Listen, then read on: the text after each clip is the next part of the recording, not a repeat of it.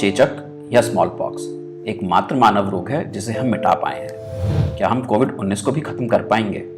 आइए इस प्रश्न का उत्तर देने की कोशिश करते हैं। 1980 में WHO ने दुनिया को चेचक से मुक्त घोषित किया था। इससे पहले कई शताब्दियों तक व्यापार, युद्ध और साम्राज्यवाद की वजह से यह दुनिया भर में फैला और करोड़ों लोगों की मौत का कारण बना। चेचक एक बेहद जानलेवा बीमारी थी। 10 में से 3 से 4 लोगों की मौत हो जाती थी। 1974 में फैली चेचक महामारी में अकेले भारत में 15,000 लोगों की मौत हुई थी। इसके खत्म होने के 3 प्रमुख कारण थे: वैक्सीन की खोज, वैश्विक सहयोग और प्रभावी टीकाकरण कार्यक्रम।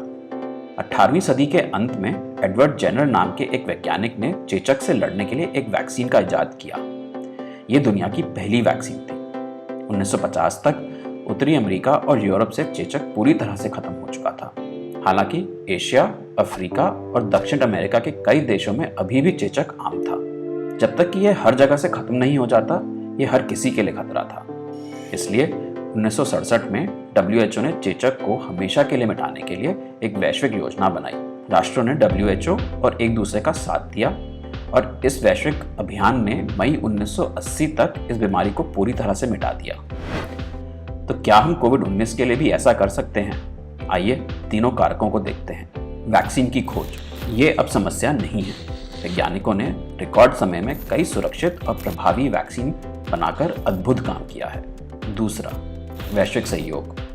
महामारी की शुरुआत के बाद से दुनिया भर की सरकारों ने दुर्भाग्य से महामारी के लिए एक राष्ट्रवादी दृष्टिकोण अपनाया है। शुरुआती दिनों में कुछ ने PPE जैसे सुरक्षात्मक उपकरणों और महत्वपूर्ण दवाओं के निर्यात को रोक दिया था। वैक्सीन की बात आने पर भी रवैया नहीं बदला है। अमीर देशों ने अपनी जरूरत से कई गुना ज्यादा वैक्सीन ऑर्डर की हैं, जिससे छोटे देशों को वैक्सीन नहीं मिल पा रही है। कोवैक्स, जो कि गरीब देशों को टीके उपलब्ध कराने का एक अंतर्राष्ट्रीय प्रयास है, उसको टीकों की सप्लाई नहीं हो रही है। भारत में कोविड वैक्सीन की भारी कमी की वजह से उनके निर्यात पर लगी रोक इसका एक बड़ा कारण है। हालांकि अमेरिका द्वारा हाल ही में अगले 1 साल में कोवैक्स को 50 करोड़ खुराक देने की घोषणा एक अच्छी शुरुआत है। कुल मिलाकर वैश्विक स्तर पर टीकों का उत्पादन उतनी तेजी और मात्रा में नहीं हुआ है जितने की आवश्यकता है। इस सीमित मात्रा को लेकर खींचातानी चल रही है और इतने में अरबों लोग इस संक्रमण के जोखिम में जी रहे हैं। इसके अलावा टीकाकरण में कमी और देरी कोरोना वायरस को और फैलने के साथ ज्यादा संक्रामक और घातक रूपों में बदलने का समय दे रही है। पहले ही कई वेरिएंट ऑफ कंसर्न ने दुनिया भर के देशों में फैलकर महामारी की तबाही को और बढ़ा दिया है। कुल मिलाकर कोविड-19 के वर्तमान वैश्विक दृष्टिकोण को देखते हुए इसकी संभावना कम है कि हम कोविड को मिटाने में सफल होंगे। तो क्या कोविड का सिलसिला यूं ही चलता रहेगा? नहीं, ऐसा नहीं होगा। सौभाग्यवश कोविड को पूरी तरह खत्म करना एकमात्र विकल्प नहीं है। चेचक अकेली ऐसी बीमारी है जिसे हमने पूरी तरह खत्म किया है।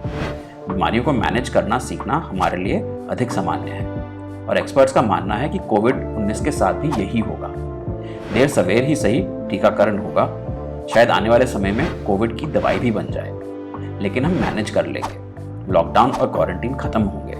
जैसे जैसे वायरस के खिलाफ विश्व स्तर पर इम्यूनिटी विकसित होगी, यह एक ऐसा वायरस बनकर रह जाएगा जिसे हम एक सालाना वैक्सीन के साथ मैनेज कर पाएंगे। दुनिया भर में फ्लू के साथ यही होता है। अंत में हम हालात से समझौता कर लेंगे और आगे बढ़ेंगे। लेकिन क्या हमें ऐसी परिस्थिति में होना चाहिए था? भविष्य में कोविड-19 से कई ज्यादा खतरनाक नई बीमारियां हमारे सामने आ सकती हैं। इस महामारी ने दिखाया है कि विश्व ऐसी स्थिति से निपटने के लिए कितना तैयार है। वास्तव में विश्व का असली फेलियर ये नहीं है कि कोविड-19 महामारी को हमने इतना बढ़ने दिया। असली फेलियर ये है कि हम भूल गए कि सबसे अधिक बल एकता में है।